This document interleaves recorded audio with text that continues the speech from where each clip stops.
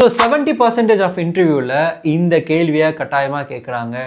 Welcome to day 5 of understanding SQL. இந்த ஒரு concept தான் பிரைமரி கீ விசஸ் ஃபாரின் கீன்றது மோஸ்ட் ஆஃப் த இன்டர்வியூஸில் கேட்குறாங்க. ஸோ பிரைமரி கீனா என்ன, ஃபாரின் கீனா என்ன? பிரைமரி கீ அப்படின்றது கட்டாயமாக யூனிக்காக இருக்கும். ஃபாரின் கீல நமக்கு டூப்ளிகேட் இருக்கலாம்.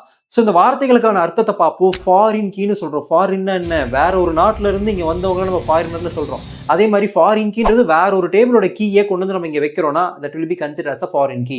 ஸோ இதுக்கு ஒரு எக்ஸாம்பிள் நான் இங்கே வச்சிருக்கேன். இது வந்து ஒரு ஹோட்டல் எக்ஸாம்பிள். இந்த ஹோட்டல் எக்ஸாம்பிளில் எப்பவுமே டேட்டான்றது மெனு கார்டில் நமக்கு யூனிக்காக தான் இருக்கும். அதுக்குன்னு ஒவ்வொரு ஐடி இருக்குது, அதுவும் யூனிக்காக தான் இருக்கும். பட் சேல்ஸ் எடுத்துக்கிட்டிங்கன்னா ஒரே பொருள் திரும்ப திரும்ப திரும்ப திரும்ப விற்கலாம். இப்போ உதாரணத்துக்கு இங்கே சப்பாத்தி அப்படின்றது எனக்கு 3 தடவை விற்கப்பட்டிருக்கு, பொங்கல் அப்படின்றது 2 தடவை விற்கப்பட்டிருக்கு, பூரி அப்படின்றது 1 தடவை விற்கப்பட்டிருக்கு.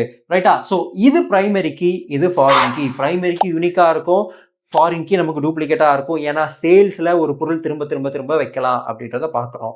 ரைட்டா? ஸோ இந்த primary key versus foreign key கான்செப்டை நீங்கள் ஃபுல்லாக தெரிஞ்சுக்கணும்னு நினைக்கிறீங்கன்னா எங்கள் பேஜை ஃபாலோ பண்ணிட்டு பிரைமரி கீ அப்படின்னு நீங்கள் கமெண்ட் பண்ணுங்கள். நாங்களே உங்களுக்கு சென்ட் பண்ணுறோம். பாய்.